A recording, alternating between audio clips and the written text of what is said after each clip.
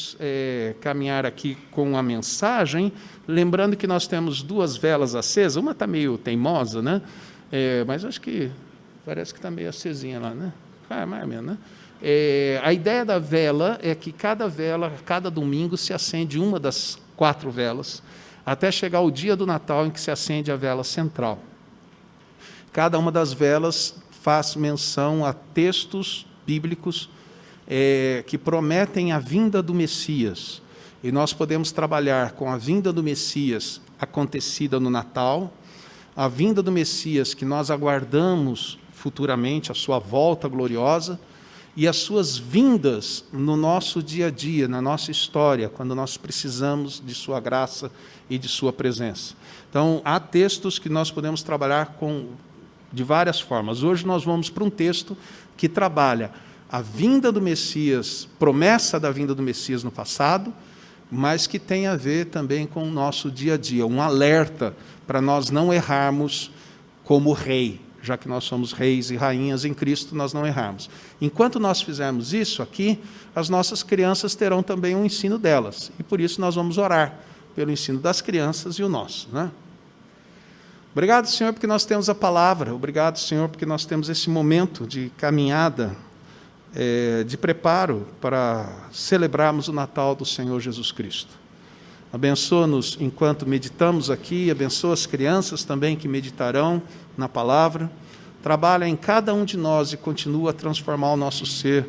Nós te pedimos em Cristo Jesus. Amém. Os pequenos vão. E o uso desses textos é um uso antigo já dentro da igreja. O próprio Advento é uma celebração antiga. Os mais antigos registros do Advento são mais ou menos lá para o século IV ou V, o pessoal não tem muita firmeza quanto aos documentos. O mais antigo que sobrou e está guardado é da região de Saragoça. Então, o pessoal defendia, alguns defendiam que devia 1 mês, outros achavam que 2 meses, cada um achava que era um período importante para a igreja dar uma parada no dia a dia e assim, na correria do ano, para ir se preparando e entrando num clima do Natal, para celebrar a presença de Jesus Cristo na vida da gente. E isso é importante, né? Você nota que o comércio já se prepara há algum tempo para o clima de Natal, já faz tempo que ele entrou no clima do Natal. Outros momentos também, famílias também estão se preparando, já decoraram espaço, todo mundo vai preparando para entrar no clima do Natal. E é importante que você e eu nos preparemos também para celebrarmos Jesus em nós, o Senhor eterno, vivendo em você e em mim, aquele que veio para nos salvar. E um texto muito interessante é esse, Isaías capítulo 7. É um dos textos onde aparece o nome Emanuel. É o texto evocado pelo anjo quando foi bater aquele papo com José no sonho, para falar para o José que devia ficar com a Maria, porque o menino era o Filho de Deus, e aquele menino seria o Emanuel. Então, esse texto vem de Isaías capítulo 7, mas é interessante quando você observa Isaías 7, como esse texto mexe comigo, e eu espero que mexa com você também, num alerta para o Natal. E para o dia a dia, né? Vamos lá. Deus conosco, vitória certa. Bonito isso, né? Acho que depois a gente pode inventar outro título, mas esse é um título que eu sugiro, tá? Deus conosco, vitória certa. Nos dias em que Acás, filho de Jotão, filho de Uzias, era rei de Judá, Rezim, rei da Síria, e Peca, filho de Remalias, rei de Israel, subiram a Jerusalém para lutar contra ela, mas não conseguiram conquistá-la. Uau! Deus conosco, vitória certa. Quando informaram a casa de Davi que a Síria estava aliada com Efraim, o coração de Acás e o coração do seu povo ficaram agitados, como se agitam as árvores do bosque com o vento. Então o Senhor disse a Isaías: vá agora com o seu filho Sear-Jazubi, encontrar-se com Acás, que está na outra extremidade do aqueduto do tanque superior, junto ao caminho do campo do lavandeiro. Diga-lhe o seguinte: tenha cuidado e fique calmo. Não tenha medo, nem fique desanimado por causa desses 2 tocos de lenha fumegante, por causa do furor da ira de Rezim e da Síria e do filho de Remalias, porque a Síria, Efraim e o filho de Remalias resolveram acabar com você, dizendo: vamos atacar e amedrontar o rei de Judá, vamos conquistá-lo para nós e fazer reinar no meio dele o filho de Tabeal. Assim diz o Senhor Deus: isso não tem nenhuma chance de acontecer, porque a capital da Síria é Damasco, e o cabeça de Damasco é Rezim. E dentro de 65 anos Efraim será destruído e deixará de ser povo. A capital de Efraim é Samaria, e o cabeça de Samaria é o filho de Remalias. Se vocês crerem, certamente não perecerão.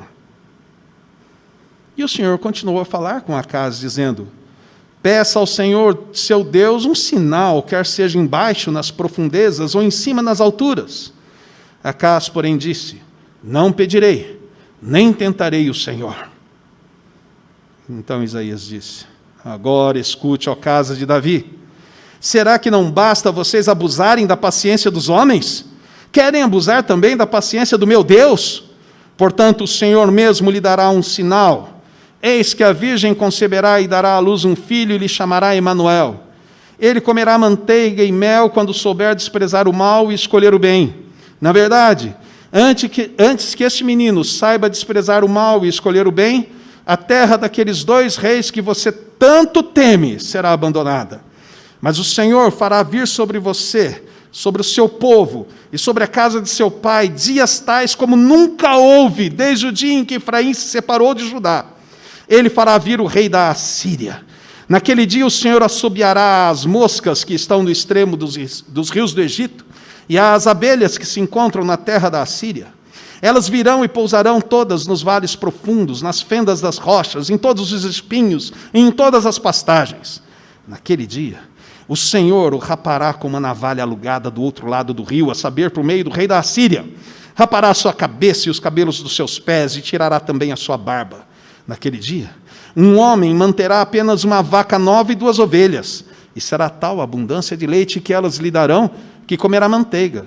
Todo o restante que ficar no meio da terra comerá manteiga e mel.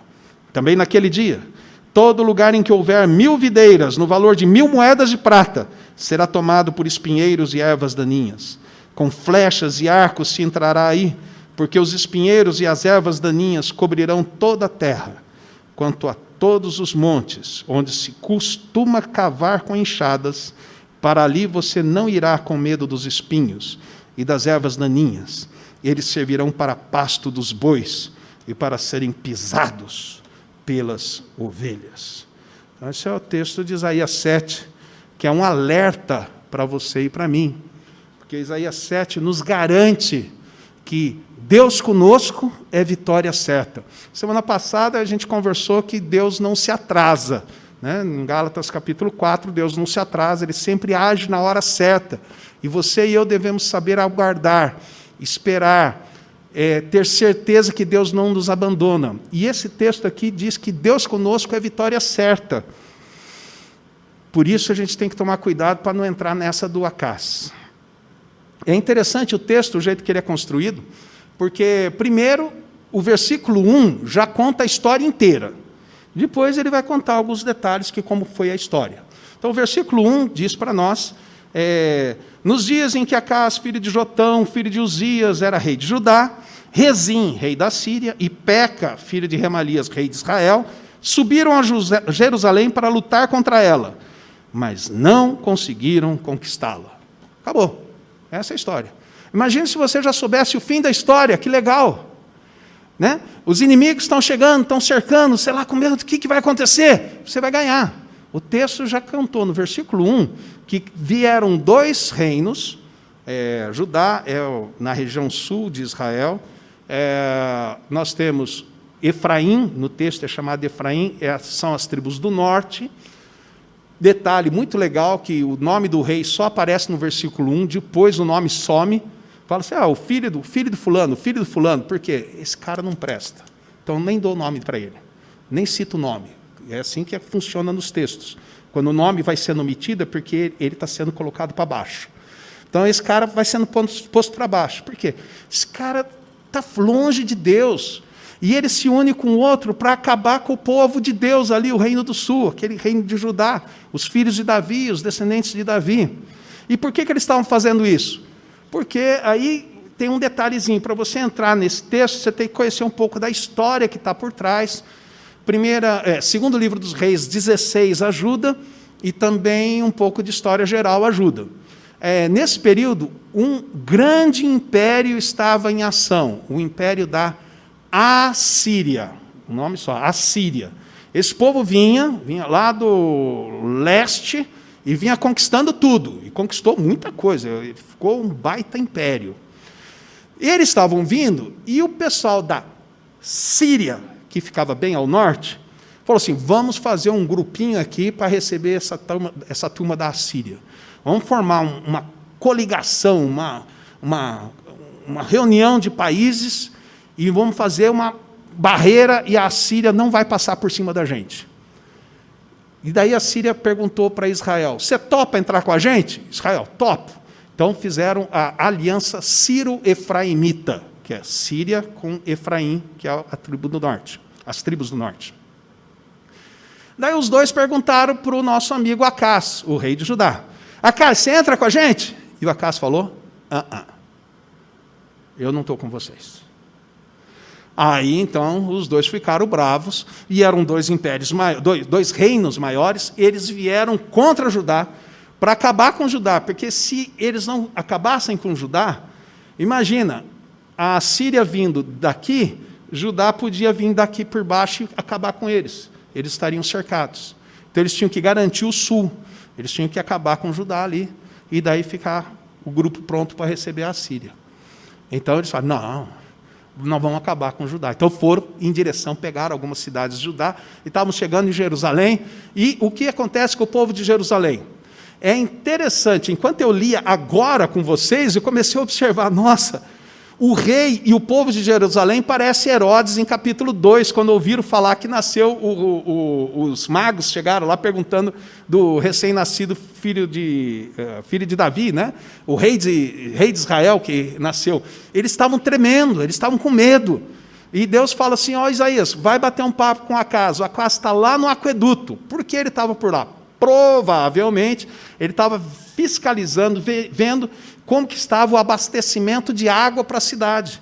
Porque na hora do cerco, como eu descrevi hoje na escola dominical, eles tinham que ter água por bastante tempo. Então, eles foram ver se estava tudo em ordem por lá. Ele lá, com medo, verificando, se preparando para o cerco. A mensagem, olha, fica tranquilo, cara. Confia em Deus.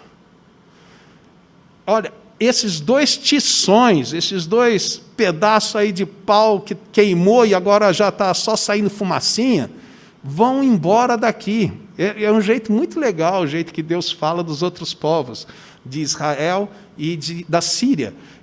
Ele achando que era gente poderosa, Deus falando, isso daí parece toco que você tirou lá da lareira, né, que já queimou, que só está fumegando, não serve para mais nada, você não constrói nada com isso, você não faz nem cadeira, nem porta, não presta para mais nada, eles são frágeis. Diante de Deus, eles são frágeis. Deus é o poderoso. Fica tranquilo, cara, não tem medo, você vai ganhar, eles não vão invadir vocês, eles vão embora. E Isaías falou isso para o nosso amigo Acás, para o versículo 9, e daí tem uma divisãozinha no capítulo, deve ser assim na sua Bíblia também, e vem o versículo 10, e o Senhor continua a falar. Esse meio tempo aí, a gente precisa entrar com segundo livro dos Reis 16, porque o que acontece? O Acás estava com medo.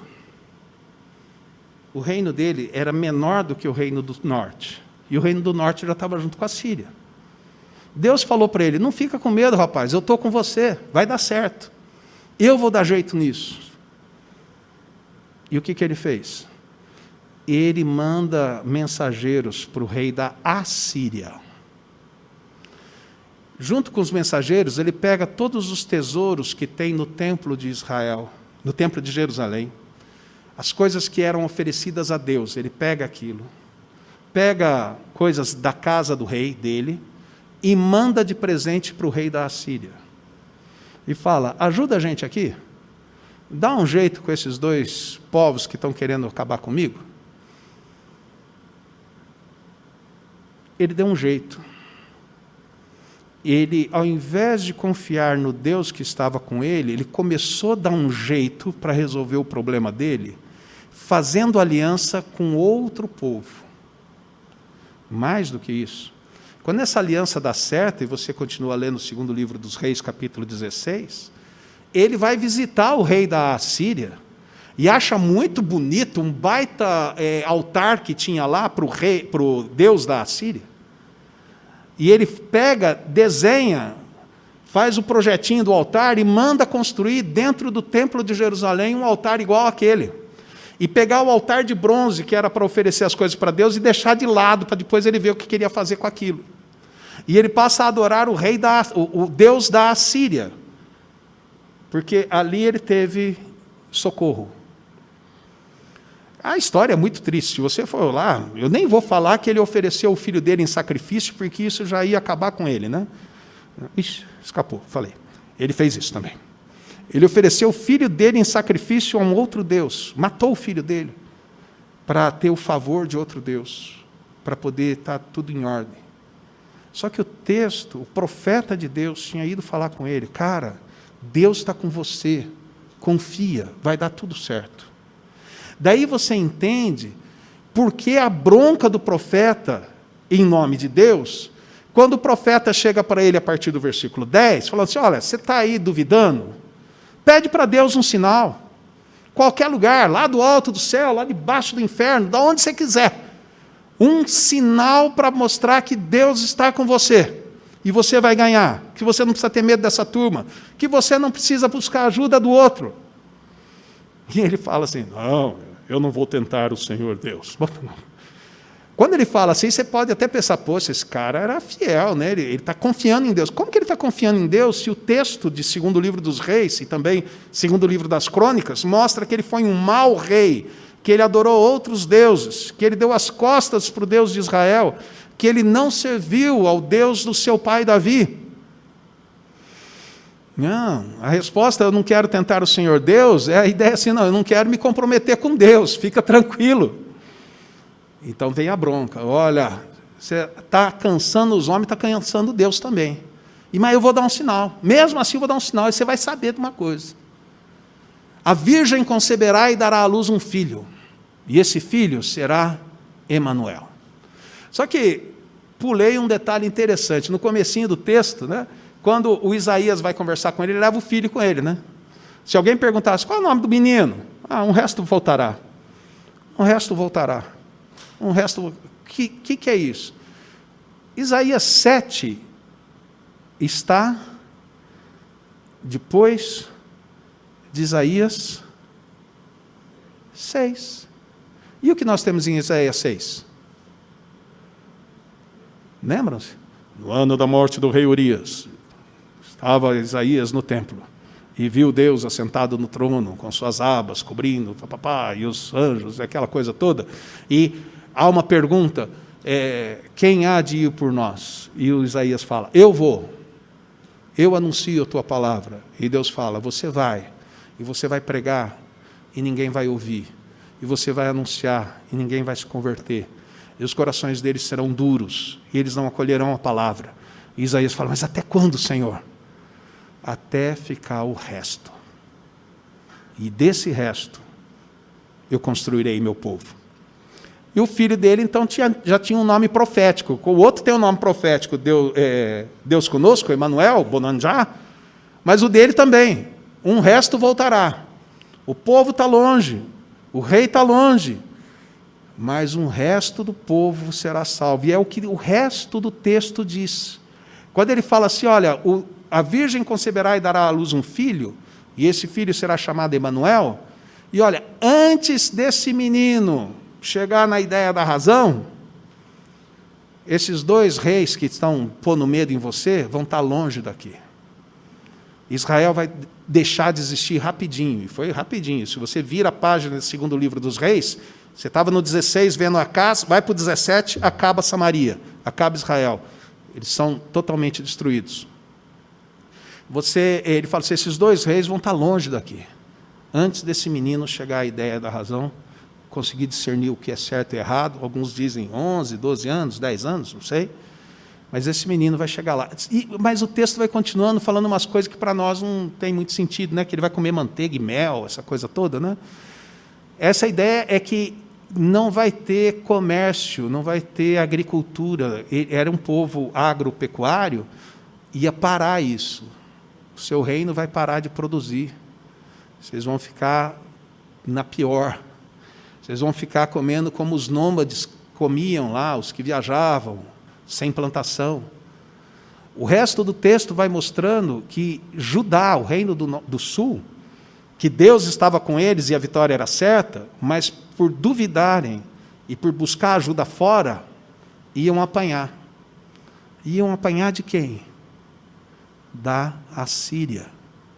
O amigo, o aliado, que eles procuraram ajuda, ele ia arrasar com eles. E você vai ver na história, é isso que vai acontecendo. O rei, quando começa a agradar, o nosso amigo aqui, Acás, quando começa a agradar o rei da Assíria, ele passa a ser um servo daquele rei, tem que pagar impostos para ele. Fica um reininho de esquina dele. Ele não é destruído como Israel, mas ele passa a segunda categoria, terceira, quarta quase. E se não fosse a reforma religiosa feita pelo seu filho, Ezequias, o reino teria caído muito antes. O reino tem um pouco mais de sobrevida, porque Ezequias conduz uma reforma religiosa e espiritual do seu povo depois da morte do seu pai. Mas o texto aponta para nós esse detalhe muito interessante. Deus conosco é vitória certa. Mas Deus querendo estar conosco, e nós damos as costas para Deus, e procuramos dar um jeito na nossa vida, e procuramos associações que não são com Deus, a vitória que a gente tem é passageira e enganosa. E esses novos aliados que nos ajudaram a sair do enrosco, vão nos engolir depois. É o que o texto anuncia. E isso aconteceu, porque a virgem deu à luz. Quem era a virgem? A virgem poderia ser uma segunda esposa do Isaías, que terá um novo filho, ele terá um outro filho, se você continuar lendo o livro. Podia ser uma das esposas do rei, ou simplesmente uma menina lá da terra de Judá, que naquela época, na hora da profecia, ainda não tinha tido casamento, não tinha tido relação com ninguém.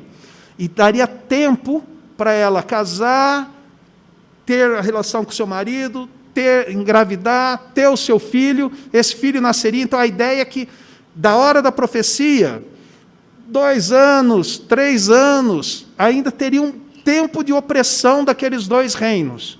Mas Deus ia tirar os 2 reinos dali, ele podia ficar tranquilo. Isso ia acontecer. Mas ele deu um jeitinho para a coisa ser mais rápida. Ele procurou ajuda no rei da Assíria. A profecia se cumpriu na época de Isaías. Mas, como eu já falei uma vez, do entregador de pizza que chega para trazer pizza para você no prédio, você olha lá de baixo e fala, eu só trouxe uma pizza, eu encomendei 2, é que a segunda estava escondida embaixo. A profecia tem esse cumprimento na história que é desenvolvido, cumpre no momento, mas ela pode se cumprir de uma forma mais plena e completa na pessoa e obra do Senhor Jesus Cristo. Por isso que Mateus registra para nós a fala do anjo, conversando com o nosso amigo José, quando José estava desesperado porque a sua noiva apareceu grávida e eles ainda não viviam juntos. Ele falou assim, como é isso? Ela me traiu? Vou dar um jeito, vou sair de fininho, não vou querer também acabar com ela, porque se ele pusesse a boca no trombone, ela seria morta. Ele ia dar um jeito para salvar a vida dela, mas ele queria cair fora. E isso é chamado de justiça, em Mateus capítulo 1. E daí você tem que entrar em todo o Evangelho de Mateus para conhecer essa justiça divina. Mas, como o nosso tema está ligado só à virgem dando à luz, o anjo fala para ele, rapaz, vai devagar, pega essa menina, fica com ela. O que nela foi gerado é do Espírito Santo. Nela está se cumprindo o que foi dito pela boca do profeta Isaías. Eis que a virgem conceberá e dará à luz um filho, e o seu nome será Emanuel. Lembra, Emanuel, o que significa? Isaías não precisava falar. Mateus precisava porque os seus leitores não conheciam muito bem essa língua, o hebraico. Emanuel é Deus conosco. Deus está com a gente. Esse menino veio para salvar o seu povo dos seus pecados. Por isso ele se chamará Jesus. E o José, acordando do sonho, falou assim, eu vou ficar com a menina. Trouxe a Maria para consigo e não manteve relações com ela até que o menino nascesse. E quando nasceu, deu o nome de Jesus. Mateus capítulo 1, 25. E se cumpre de uma maneira plena a profecia de Isaías 7,14. Agora eu fico pensando, o Emanuel, Deus conosco, nasceu. O Emanuel, Deus conosco, viveu entre nós. O Emanuel, Deus conosco, foi morto na cruz pelos nossos pecados, porque ele veio para salvar os seus povos dos seus pecados. E ele ressuscitou glorioso e disse, eu estou com vocês todos os dias até a consumação dos séculos. Então ele está comigo. E ele está com você. A vitória é certa. E entre as várias coisas que ele falou, por exemplo, em Mateus 6,33, tem aquele famoso versículo, que vem lá, começando lá do versículo 25, a gente podia puxar um pouquinho antes, mas vamos começar do 25 só, né? Não fiquem preocupados e ansiosos com o que você tem que comer, com o que você tem que vestir. Quando ele desenvolve todo o pensamento, chega no 32, ele fala, quem não leva a sério Deus é que fica preocupado com essas coisas. 33, busquem, em primeiro lugar, o reino de Deus e a sua justiça, e todas essas coisas serão acrescentadas. Deus conosco, vitória certa. Se eu buscar em primeiro lugar o reino de Deus e a justiça de Deus, eu terei o suficiente para comer, para vestir, para viver. Será que eu preciso fazer outros acordos e dar as costas para o Emanuel? Para ter comida? Para ter roupa? Para ter sucesso na vida? Será que eu tenho que fazer escolhas que que comprometam o meu relacionamento com o Emanuel? Será que eu tenho que dar as costas para Deus, que diz que está comigo? Fala, Senhor, aguarda aí que eu tenho que dar um jeito na minha vida. Eu tenho alguns acordos para fazer e algumas alianças para fazer para eu poder ser bem-sucedido. O Senhor aguarda, depois eu volto. O Acaz nunca voltou, só foi. O texto de Isaías 7 tem a grande mensagem para mim, que diz, Deus conosco, vitória certa. Ao mesmo tempo, o texto de Isaías 7 me alerta que o Deus que está comigo quer pleno compromisso meu com Ele.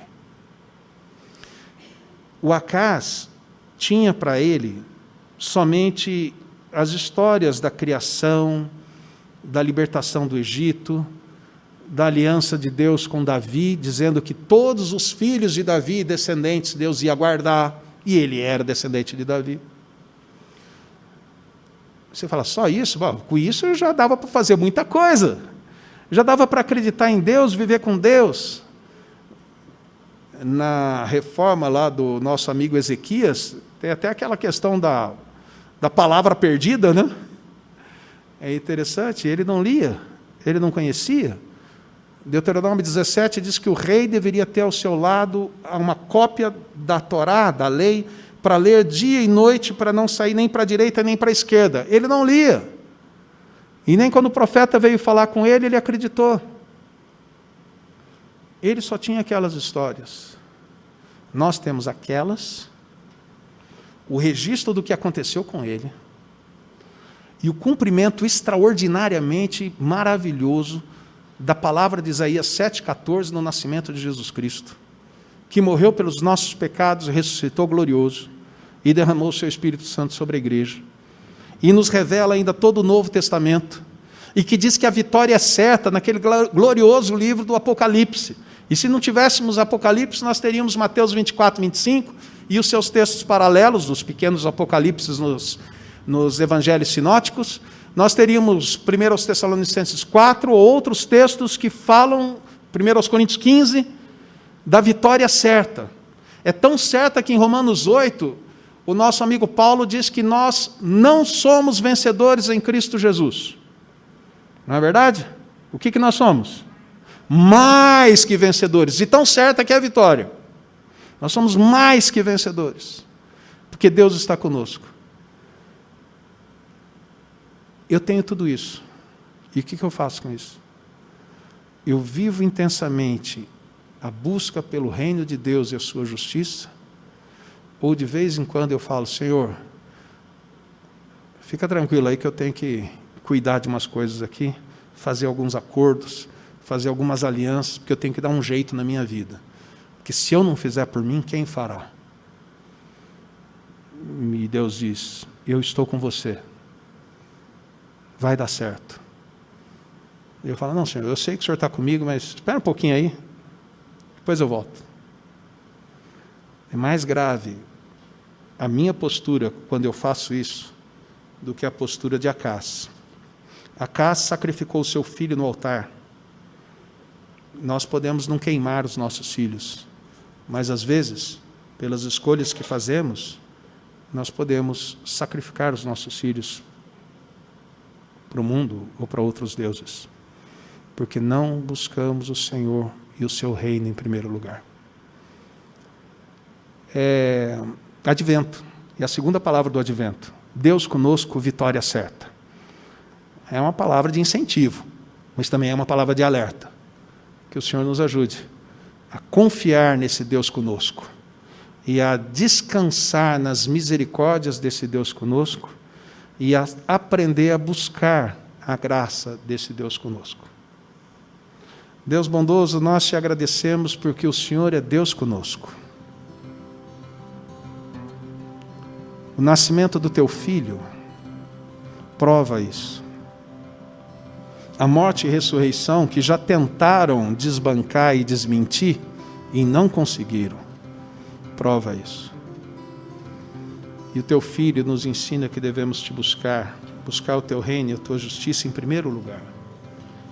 Ensina-nos a fazer assim. Olha para nós, o Senhor sabe que a gente é frágil e pecador. Perdoa as vezes que nós deixamos de confiar no Senhor e procuramos com as nossas forças fazer a nossa história. Que nós saibamos lutar junto com o Senhor, confiando nas tuas forças e na tua palavra, que o Senhor conosco é vitória certa. Em Cristo Jesus é que nós oramos. Amém.